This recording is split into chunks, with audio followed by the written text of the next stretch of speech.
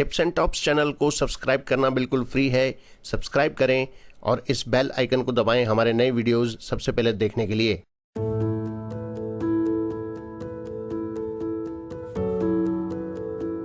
स्वामी राम सुखदास जी महाराज को शत शत नमन। आज का विषय है शरणागति पर 3 कथाएं।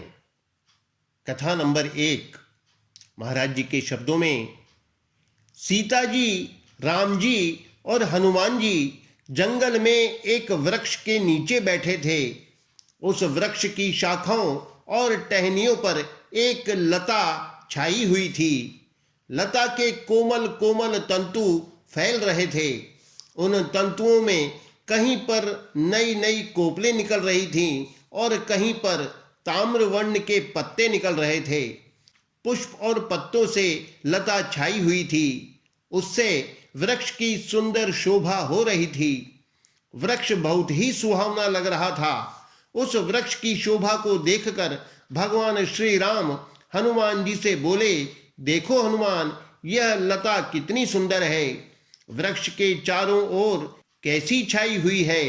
यह लता अपने सुंदर सुंदर फल, सुगंधित फूल और हरी हरी पत्तियों से इस वृक्ष की कैसी शोभा बढ़ा रही है। इससे जंगल के अन्य सब वृक्षों से यह वृक्ष कितना सुंदर दिख रहा है। इतना ही नहीं, इस वृक्ष के कारण ही सारे जंगल की शोभा हो रही है। इस लता के कारण ही पशु पक्षी इस वृक्ष का आश्रय लेते हैं। धन्य है यह लता। भगवान श्री राम के मुख से लता की प्रशंसा सुनकर सीता जी हनुमान जी से बोली, देखो बेटा हनुमान, तुमने ख्याल किया कि नहीं। देखो, इस लता का ऊपर चढ़ जाना, फूल पत्तों से छा जाना, तंतुओं का फैल जाना, ये सब वृक्ष के आश्रित हैं, वृक्ष के कारण ही हैं। इस लता की शोभा भी वृक्ष के ही कारण है। इस वास्ते मूल में महिमा तो वृक्ष की ही है, आधार तो वृक्ष ही है।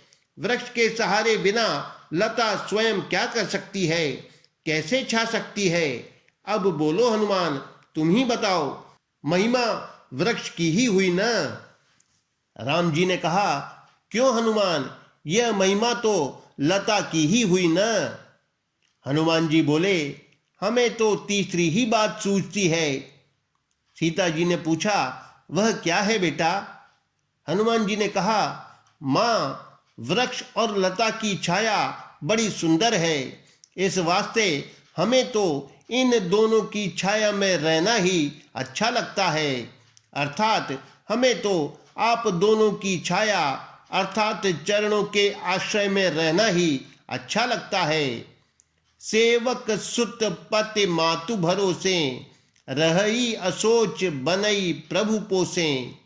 ऐसे ही भगवान और उनकी दिव्य आह्लादिनी शक्ति दोनों ही एक दूसरे की शोभा बढ़ाते हैं, परंतु कोई तो उन दोनों को श्रेष्ठ बताता है, कोई केवल भगवान को श्रेष्ठ बताता है और कोई केवल उनकी आह्लादिनी शक्ति को श्रेष्ठ बताता है। शरणागत भक्त के लिए तो प्रभु और उनकी आह्लादिनी शक्ति दोनों का आश्रय ही श्रेष्ठ है। कथा नंबर 2। एक बार एक प्रज्ञा चक्षु अर्थात नेत्रहीन संत हाथ में लाठी पकड़े आगरा के लिए यमुना के किनारे किनारे चले जा रहे थे। नदी में बाढ़ आई हुई थी। उससे एक जगह यमुना का किनारा पानी में गिर पड़ा तो बाबा जी भी पानी में गिर पड़े। हाथ से लाठी छूट गई थी। दिखता तो था ही नहीं, अब तैरें तो किधर तैरें। भगवान की शरणागति की बात याद आते ही प्रयास रहित होकर शरीर को ढीला छोड़ दिया तो उनको ऐसा लगा कि किसी ने हाथ पकड़कर किनारे पर डाल दिया। वहां दूसरी कोई लाठी हाथ में आ गई और उसके सहारे वे चल पड़े।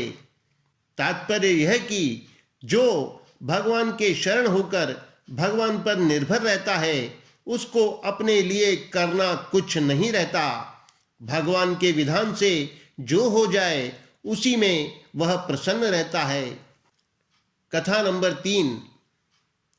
बहुत सी भेड़ बकरियां जंगल में चरने गईं। उनमें से एक बकरी चरते चरते एक लता में उलझ गई। उसको उस लता में से निकलने में बहुत देर लगी। तब तक अन्य सब भेड़ बकरियां अपने घर पहुंच गईं। अंधेरा भी हो रहा था। वह बकरी घूमते घूमते एक सरोवर के किनारे पहुंची।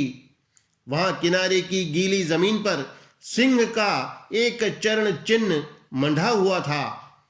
वह उस चरण चिन्ह के शरण होकर उसके पास बैठ गई।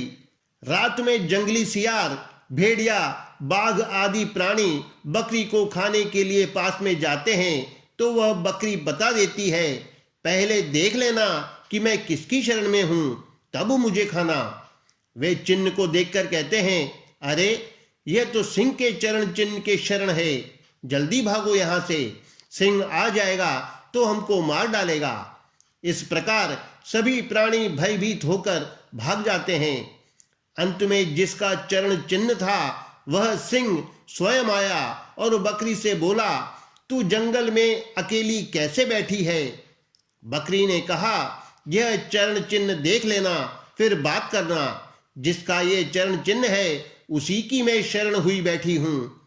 सिंह ने देखा, ओह यह तो मेरा ही चरण चिन्ह है, यह बकरी तो मेरे ही शरण हुई। सिंह ने बकरी को आश्वासन दिया कि अब तुम डरो मत, निर्भय होकर रहो।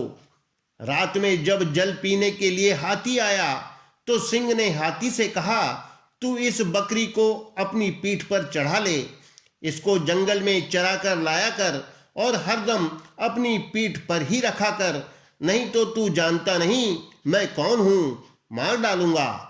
सिंह की बात सुनकर हाथी थर थर कांपने लगा। उसने अपनी सूंड से झट बकरी को पीठ पर चढ़ा लिया। अब वह बकरी निर्भय होकर हाथी की पीठ पर बैठे बैठे ही वृक्षों की ऊपर की कोपलें खाया करती और मस्त रहती। खोज पकड़ सैठे रहो, धनी मिलेंगे आए, अजया गज मस्तक चढ़े, निर्भय कोपल खाए। ऐसे ही जब मनुष्य भगवान के शरण हो जाता है, उनके चरणों का सहारा ले लेता है, तो वह संपूर्ण प्राणियों से, विघ्न बाधाओं से निर्भय हो जाता है। उसको कोई भी भयभीत नहीं कर सकता, कोई भी कुछ बिगाड़ नहीं सकता। जो जाको शरणों गहे, वाकह ताकी लाज, उल्टे जल मछली चले, भयो जात गजराज।